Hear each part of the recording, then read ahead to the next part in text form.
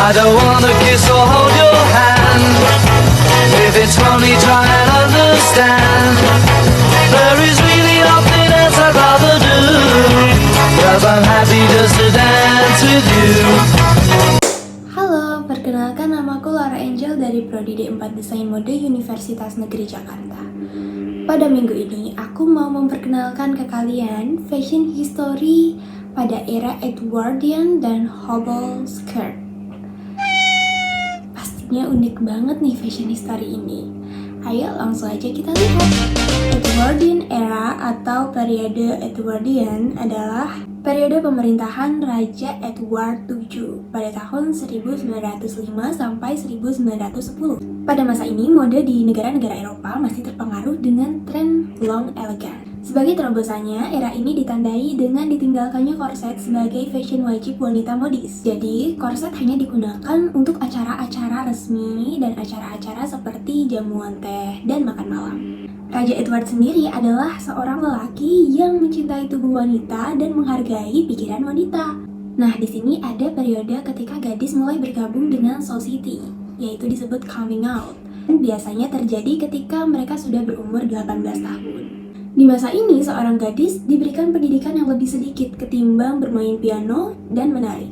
Mereka juga melakukan pelatihan suara dan cara makan. Itu dianggap perlu untuk seseorang yang baru muncul di masyarakat. Selama periode Edwardian, karena banyak sekali perempuan mapan di tempat kerja, mereka mulai menemukan pakaian yang fungsional dan nyaman. Pakaian tersebut biasa disebut sebagai tailor-made. Itu terdiri dari rok sempit, jaket sederhana, dan blus dasar yang disebut shirt waist. Gaun malam dan jamuan teh terbuat dari kain sutra dengan garis pinggang kekaisaran dan siluet kolom yang indah.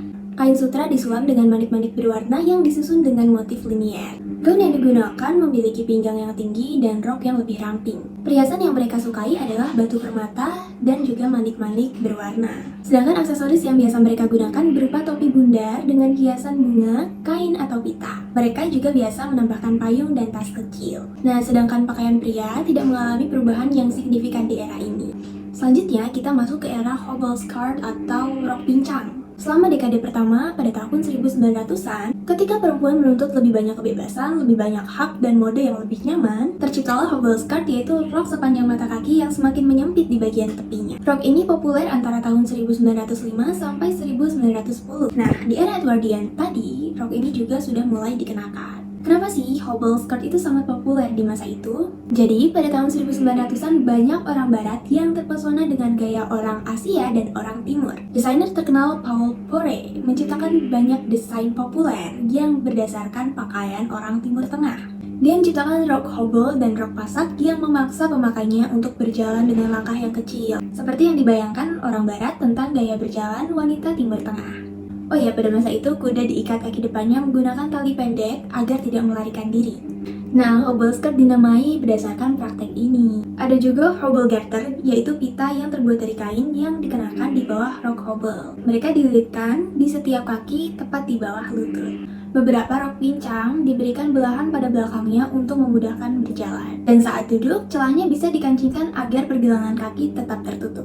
Namun popularitas hobble skirt ini tidak bertahan lama guys. Karena perempuan semakin mendesak untuk mendapatkan kebebasan dalam hidup dan pakaian mereka, pada tahun 1920-an fashion wanita tidak terlalu dibatasi lagi. Hobble skirt akhirnya digantikan oleh flapper, yaitu rok setinggi lutut yang lebih longgar. Nah, karena kita sudah tahu sejarah di era Edwardian dan era hobble skirt, sekarang aku akan memperagakan cara aku berpakaian di era-era tersebut. Mari kita lihat. When you know I'm down, when you know I'm wild.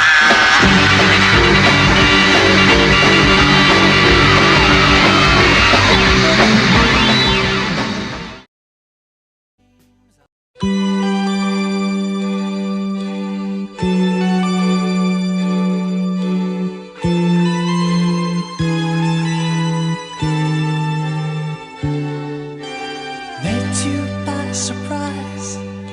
I didn't realize that my life would change forever. Saw you standing there, I didn't know I'd care. There was something special in the air. Dreams are my reality, the only kind of real fantasy. Illusions are a common thing. I try to live in dreams. It seems as if it's meant to be.